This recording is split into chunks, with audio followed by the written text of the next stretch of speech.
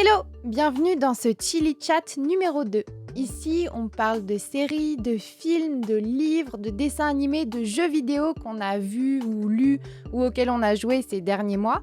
Et alors moi, je vais parler de ceux que moi j'ai bien aimés. Et vous, dans les commentaires, vous pouvez me dire aussi ce que vous avez découvert, ce que vous avez aimé, ce que vous avez moins aimé. Ça permettra d'échanger et ça sera super intéressant. Allez, c'est parti, on y va. On commence tout de suite avec un animé que je pense beaucoup d'entre vous ont vu, c'est Re:Zero. Alors, j'avais déjà vu les 6 premiers épisodes il y a super longtemps et en fait, je m'y suis remise il y a ce dernier mois pour voir toute la saison 1, j'ai pas vu la 2. Alors, pour vous faire un très rapide résumé, c'est l'histoire de Subaru, qui est un jeune homme assez lambda, on va dire, qui d'un coup se retrouve dans un monde de fantasy très, très random et très cliché de fantasy, mais c'est fait exprès. Et il va vouloir aider Emilia, qu'il vient de rencontrer, à tout simplement accéder au trône de son royaume. Alors, sa particularité, c'est que dès qu'il meurt, et il va mourir assez souvent, dès qu'il meurt, c'est comme s'il revenait à la vie, à la sauvegarde d'avant, et du coup, toutes ses actions, il va falloir qu'il fasse les choses différemment pour atteindre son but, et on ne sait pas trop pourquoi c'est comme ça, pourquoi lui, pourquoi pas un autre, etc. Mais on le découvre au fur et à mesure. À la fin de la saison 1, on ne sait pas encore. Mais voilà pour un résumé très rapide. Donc très bon animé, moi j'ai bien aimé, j'ai passé un bon moment devant. Il y a des personnages auxquels j'ai vraiment bien accroché. Il y a Elisabeth, je trouve que c'est dommage qu'elle soit pas un peu plus développée, peut-être qu'elle le sera un peu plus dans la saison 2, je sais pas. Mais Elisabeth, je l'ai trouvée très intéressante. Il y avait aussi Wilhelm, j'ai beaucoup aimé sa backstory. Et Betelgeuse, écoutez son doublage, juste il y a rien d'autre à dire que écouter ce doublage de fou furieux en japonais. よくおいでになりました寵愛の信徒よ。私は魔女教滞在式怠惰担当ペテルギウスのマネコンテですおおなんと素晴らしくみずみずしき進行なのですか。 Moi, j'ai eu un peu de mal avec Subaru parce que même si, oui, il est courageux, il a de la ténacité, etc., mais il fait des erreurs tellement énormes que j'ai eu un peu de mal à accrocher. Je l'ai trouvé assez tête à claque et en même temps, vu tous les traumatismes qu'il subit, tout ce qu'il traverse, je pense qu'il y a beaucoup d'entre nous qui aurions réagi comme ça, comme il l'a fait. Et je ne vais rien dire de plus pour ne spoiler personne si vous l'avez pas vu, mais j'ai eu un peu de mal à accrocher à Subaru. En plus, je sais pas du tout ce qu'il trouve à Emilia. Je la trouve très plate et sans intérêt et vraiment inexistante comme personnage. En vrai, dans les prétendantes du trône, il y en avait qui étaient vachement plus légitimes et plus intéressantes pour être reine du royaume. Elle a pas vraiment de plus-value à part le fait qu'elle veuille l'égalité des droits. Donc c'est un peu bonjour, je suis la gentille, élisez-moi s'il vous plaît pour être reine. Voilà, j'ai eu un peu de mal à accrocher à ça. Mais sinon, très, très bon animé quand même. Et ils n'hésitent pas à virer dans le trash. Donc ça, c'est vachement cool. On voit vraiment, on sent vraiment que le fait de mourir, c'est traumatisant et physiquement et psychologiquement. J'aime beaucoup tout le passage avec Betelgeuse et la secte dont il fait partie, parce que c'est vraiment une ambiance beaucoup plus dark et ça me plaît vachement. Donc si vous n'avez pas vu, je vous invite à le voir, c'est très sympa comme animé. Deuxième animé vu récemment, et je pense que vous vous doutiez qu'on allait en parler vu que c'est là, c'est Cowboy Bebop. Alors, pareil, je pense que beaucoup d'entre vous connaissent au moins de nom, c'est un classique de l'animation japonaise. Il est sorti en 98, année de ma naissance. Et du coup, c'est l'histoire de chasseurs de primes qui sont dans l'espace. Grosso modo, c'est ça. Et c'est vraiment très poétique, très onirique, nostalgique aussi. Et ça, j'ai énormément aimé. J'ai eu du mal à accrocher au début aux premiers épisodes, mais une fois que c'était lancé, c'était bon. J'ai bien accroché, surtout à la backstory des persos principaux. Mais si j'ai une critique à faire, qui n'enlève rien au côté poétique et onirique, si j'ai une critique à faire à cet animé, c'est qu'on sent vraiment beaucoup que c'est un animé divisé en un certain nombre d'épisodes. Et du coup, chaque épisode, la plupart du temps, c'est un épisode plusieurs persos secondaires qu'on suit et après on les reverra pas. À la fois ça prend beaucoup son temps et à la fois ça peut être très rapide dans les 25 minutes d'un épisode. Paf, on nous montre plein de personnages, on les suit et hop c'est parti, c'est fini et on passe au suivant. Donc je trouve que c'est un peu dommage parce qu'il y a beaucoup de persos secondaires qui m'ont vraiment marqué et qui je trouve ont énormément leur place dans l'intrigue et qui sont vraiment bienvenus. Et il y a d'autres intrigues avec des persos secondaires où je trouve qu'on s'en fiche un peu et ça aurait été peut-être mieux d'enlever cela et de mettre à la place un peu plus d'intrigues principales avec les persos principaux parce qu'au final on les voit pas tant que ça team up ensemble. Pas tant que ça, ouais, si vous y réfléchissez, si vous l'avez vu. Mais la fin est magistrale, c'est magnifique, c'est très mélancolique et c'est vraiment profond. Mais franchement, je comprends pourquoi c'est un classique et le fait que ça soit un peu trop, je trouve, séquentiel, n'enlève en rien le fait que je vous le recommande. Donc vraiment, si vous n'avez pas vu Cowboy Bebop, il est sur Netflix, c'est super simple à trouver et regardez-le. Alors, pas la version live. J'ai zioté un peu la version live. Non, non, regardez pas la version live, je pense pas que ça vaille le coup. Vraiment, l'animé. Et par contre, n'en déplaise aux fans ardus de Cowboy Bebop, Edward m'insupporte. Il est insupportable. Il ou elle, je sais pas, on s'en fiche, mais il est insupportable. Mais à part ça, vous pouvez le voir, c'est vraiment un animé magnifique et dont les personnages et principaux et secondaires, je pense, vont me marquer assez longtemps. Ensuite, un film. Ça fait longtemps que j'avais pas vu de film en tant que tel et je me suis lancée dans Bullet Train. Donc, c'est l'histoire d'un tueur à gages qui est en pleine crise existentielle et qui va quand même accepter sa prochaine mission qui est de s'introduire dans un train qui va de Tokyo à Kyoto et de récupérer une mallette. Donc jusque-là, assez simple. Sauf que dans ce train, il y a 4 autres tueurs à gages et vous allez voir au fur et à mesure comment ça va se dérouler. C'est un film d'action, mais c'est surtout une excellente comédie comme j'en vois rarement. Les personnages sont vraiment très sérieux dans ce qu'ils font et c'est ça qui, je trouve, est excellent et qui fait que les comédies sont excellentes quand elles sont bien faites. En plus, il y a une très belle photographie, c'est très coloré sans être criard, donc moi, j'adore. Et il y a des persos super attachants. Coucou Citron et Mandarine pour ceux qui auront vu le film. Et en plus, vous pourrez avoir de super reprises de chansons japonaises. Je vous dis pas lesquelles pour pas vous gâcher la surprise, mais c'est vraiment banger. Du coup, si vous savez pas du tout quoi regarder et que vous voulez un film rafraîchissant et en même temps super bien fait, vous pouvez voir Bullet Train. Dernier film que j'ai vu, et là pour le coup c'est au pluriel ces derniers mois, c'est la série des Indiana Jones. Je les avais jamais vus. Alors du coup, mieux vaut tard que jamais.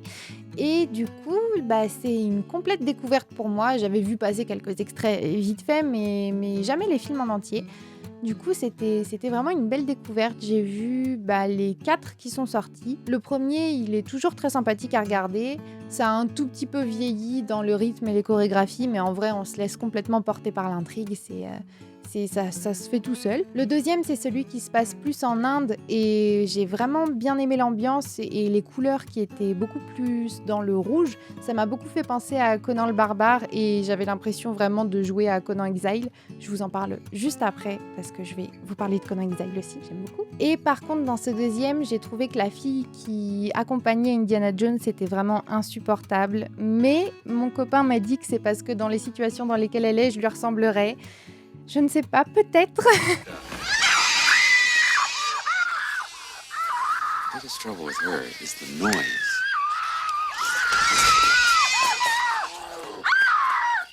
Mais mon préféré, ça reste quand même le troisième avec la quête du Graal et surtout qui approfondit la relation père-fils entre Indiana Jones et son père, du coup, que je trouve hyper touchant et assez pudique. C'est vraiment, les traits sont vraiment pas grossiers de la relation, c'est très très bien fait. Et vraiment, je le porte vraiment dans mon cœur maintenant. Et j'ai vu aussi le quatrième, qui est clairement moins bien que tous. C'est vraiment dommage et ça me fait peur pour le cinquième, qui va sortir dans pas longtemps. Il fait vraiment très très blockbuster américain pour le coup. Tout est moins bien, tout est moins fin. Bon, dommage quoi. Et faut que je vous avoue un truc. J'ai regardé les 4 à peu près sur une semaine, quelque chose comme ça. Et du coup, ça les a un peu enchaînés. Et entendre le thème musical d'Indiana Jones à chaque fois qu'Indiana Jones fait quelque chose, mais le moindre petit truc, mais ça m'a saoulée. Mais bon, j'accepte, ça doit être moi parce que juste je les ai vus d'affilée, mais sinon oui, très sympa Indiana Jones, je suis contente de les avoir vus. Et je serais très curieuse de savoir d'ailleurs justement si vous les avez déjà vus ou pas, si vous avez vu toute la trilogie d'origine ou si vous avez vu plus le 4, si ça vous a jamais tenté, etc. Vous pouvez me dire tout ça en commentaire, je serais très contente de le lire. Catégorie suivante, les livres. Alors après l'Or Olympus, comme webtoon, j'ai lu Maybe Meant to Be. Je sais pas si vous connaissez. En gros, le titre, ça peut se traduire par peut-être destiné à être et sous-entendu ensemble quoi. Et le scénario, c'est que c'est Jia, qui est une jeune trentenaire et qui en a ras-le-bol de la pression familiale et qui décide sur un coup de tête de se marier à son meilleur ami d'enfance. C'est simple, c'est rapide, c'est efficace. Et du coup, ils vont cohabiter ensemble. Je sais que sur Webtoon, il y en a vraiment plein des Webtoons justement avec ce type de scénario. Mais lui, j'ai vachement bien accroché. C'est tout mimi, c'est bonne ambiance, c'est détendant, c'est vraiment pas prise de tête. Et d'habitude, j'accroche pas trop aux illustrations de Webtoon typé coréen. Je trouve que ils font très formaté. Mais là, j'ai bien aimé. Il y a pas mal d'humour dedans. Il y a des jolies références. C'est tout mimi, tout rigolo, vraiment. Si vous avez un peu de temps devant vous, je vous le recommande. Moi, j'en suis au chapitre 48. Deuxième livre dont je voulais vous parler, c'est L'Homme gribouillé. Alors attendez, je l'ai là. Je trouve qu'il est magnifique. Je vais vous lire le résumé parce que j'aime trop les résumés dans ce style-là. C'est l'histoire d'une vieille dame qui écrit des contes pour enfants terrifiants, d'une mère qui ne peut pas parler et de sa fille qui ne peut pas s'en empêcher. D'un chat de mauvaise humeur, d'un collectionneur de merveilles avec 6 doigts à chaque main, d'un oiseau fossile géant, d'un faussaire hanté par les noms qu'il a créés et d'un secret vieux comme le monde. Moi, je lis un résumé comme ça me happe tout de suite. Du coup, oui, je l'ai lu. C'était excellent. Le rythme est superbement fait. Alors, malgré l'ambiance de début qui, je trouve, est un peu morose dans un Paris pluvieux avec... Une mère qui a une vie un peu compliquée. À part ça, j'ai trouvé que le rythme était excellent. C'est pour ça que je préfère les grosses BD comme ça aux BD habituelles, 48 pages, je crois, qui speed beaucoup le rythme. Là, ils ont vraiment le temps de poser leur intrigue. C'est une enquête et en même temps, c'est du fantastique. Clairement, on est dans du fantastique. En gros, c'est sur la vérité, la recherche de la vérité et le pouvoir des histoires. Donc ça me touche tout particulièrement et franchement, je vous le recommande à 1000%. Maintenant, rubrique jeux vidéo. Alors, je vais vous parler d'un jeu qui me tient beaucoup à cœur et auquel j'ai très longtemps joué. J'ai 166 heures de jeu sur Steam dessus, très précisément. C'est Conan Exile. C'est un jeu de survie en multijoueur. C'est un de mes jeux cocooning dans lequel j'adore retourner quand je peux avec des amis. C'est quand même plus sympa avec des amis puisque c'est de la survie en ligne. Donc vous allez tous faire votre base ensemble et tout ça. C'est très, très convivial. Et je connais les musiques par cœur, les bruitages, les mécaniques par cœur. C'est vraiment un jeu dans lequel j'aime beaucoup me replonger. Et donc, si vous n'aviez pas compris, c'est tiré du film Conan le Barbare de John Milius, que je vous recommande aussi, j'aime beaucoup, avec Schwarzenegger. Et les développeurs, c'est Funcom, et je sais qu'ils ont maintenant la licence Dune, et ils sont en préparation d'un jeu un peu type Conan Exile dans l'univers de Dune, justement, et j'ai hyper hâte de voir ce que ça va donner. Dernier jeu dont je vais vous parler aujourd'hui, et peut-être que vous vous en doutez si vous me suivez sur Insta, parce que je l'avais plusieurs fois partagé en story. Suivez-moi sur Insta, s'il vous plaît. C'est Diablo 4. Alors, vraiment, c'est du très grand Blizzard. Je l'ai fini hier, je crois. Et c'est excellent. Je vais rien vous dire de l'histoire parce que ça risquerait de vous spoiler et je trouve vraiment que c'est le plus intéressant. Le type de jeu, c'est un hack and slash. Donc, c'est vraiment, vous êtes dans la nature et votre but, c'est de dégommer le plus d'ennemis possible, le plus rapidement possible avec les sorts que vous allez avoir, avec le loot que vous allez trouver. Donc, il y a une grosse partie théorie crafting, mais il y en a un peu moins besoin pour suivre la campagne. Et moi, ça m'arrange parce que le théorie crafting, J'aime pas trop ça, ça me rappelle beaucoup trop mes cours de maths. Donc il faut faire attention à quel type d'armure va bien synergiser avec votre sort, machin. Il faut lui rajouter des gemmes pour qu'il y ait tel stat, tel stat, tel stat. Vous faites tel sort avant tel autre, machin. Ça me prend la tête. Mais sinon, ça reste quand même, à part le côté théorie crafting auquel moi j'accroche un peu moins, ça reste un excellent jeu. L'histoire est folle, c'est incroyable. La VF est tout bonnement excellente. J'en ferai de toute façon une vidéo parce qu'il faut absolument que je vous en parle un peu plus en détail que juste ici. Et vraiment, si ça avait été une série, je pense, comme Arcane, j'aurais accroché à 10 000%, mais avec le côté gameplay par-dessus et théorie crafting, j'ai juste vraiment beaucoup aimé. Mais j'ai pas suradoré comme tous mes potes ont suradoré parce que le théorie crafting, ça les embête pas trop. Mais vraiment, je vous le conseille énormément parce que c'est vraiment un excellent jeu comme Blizzard en fait plus trop en ce moment. Coucou Overwatch 2. Donc, excellent jeu, vraiment. Évitez de voir des streams dessus et de vous spoiler l'histoire et faites vraiment l'histoire par vous-même, c'est incroyable. On va passer à la dernière catégorie qui est la catégorie crochet. Alors peut-être que vous le savez déjà, mais j'aime bien sur mon temps libre faire un peu de crochet et je trouve ça cool de vous montrer ce que j'ai réussi à faire ici. Je sais pas si vous l'aviez remarqué, mais dans les vidéos d'Anya et d'Amalia, j'avais sur la tête 2 petits accessoires que j'avais créés toutes pièces du coup en crochet. Et c'était pour Amalia. C'était un petit bandeau fleurs à 3 pétales.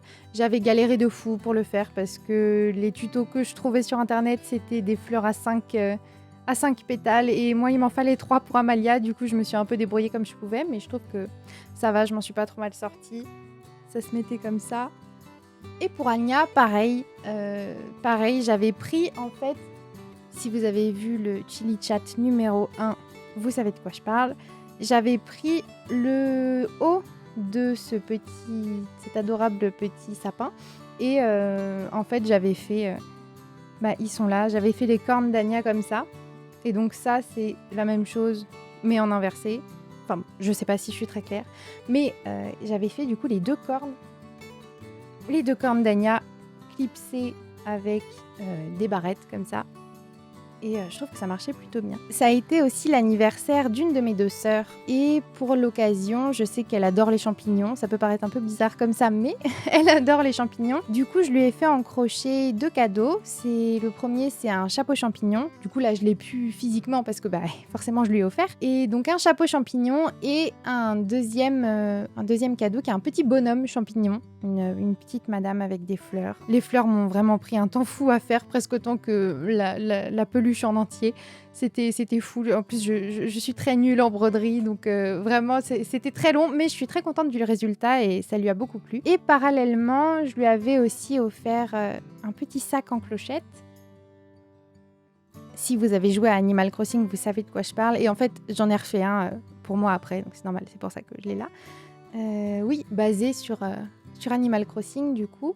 J'avais vu l'idée sur internet passer il y avait des patterns gratuits qui passaient et j'avais testé, j'avais pas bien aimé. Du coup, j'ai fait mon propre patron et au final, ça marche très bien. Et dernier petit bonhomme que j'ai fait, tiré du livre dont je vous avais parlé la dernière fois, c'est un petit ornithorynque comme ça. Je le trouve trop adorable. En plus, j'en avais marre de leur faire toujours les mêmes expressions faciales. Du coup, je l'ai fait pas content. Il est éternellement pas content. Je ne sais pas pourquoi, du coup. Mais voilà, il m'avait pris pas mal de temps à faire. Un ornithorynque n'est d'ailleurs pas du tout de cette couleur. Je sais pas pourquoi j'ai suivi le patron qui me disait de le faire en gris. Mais peu importe. Du coup, il est gris et bleu au lieu d'être marron clair et marron foncé. Je suis très contente du résultat aussi. Et il va aller rejoindre ses copains derrière, juste là. Copain qui s'est cassé la figure d'ailleurs. Je le remettrai après. Et voilà, on en a fini pour le Chili Chat numéro 2. J'espère que ça vous a plu. J'aimerais bien en faire un peu plus souvent. Le Chili Chat 1, il commence à dater un peu. Et c'est vrai que du coup, je suis obligée, pour que la vidéo soit pas trop longue, d'enlever 2-3 trucs que j'ai vus et de pas vous en parler. Donc c'est dommage. peut-être une fois par mois. Si j'arrive à tenir le rythme, ça serait pas mal. En tout cas, je compte sur vous pour me dire ce que vous avez bien aimé ces derniers mois en commentaire, que ce soit des livres, des jeux vidéo, des animés, des films, des séries ou plein d'autres trucs. Et moi, je me ferai un plaisir de vous lire. À chaque fois, c'est des belles découvertes. Je vais googler quand je connais pas ce dont vous parlez. Je fais des recherches et souvent, c'est assez intéressant. Du coup, portez-vous bien. Moi, je vous fais des bisous et amusez-vous bien à doubler.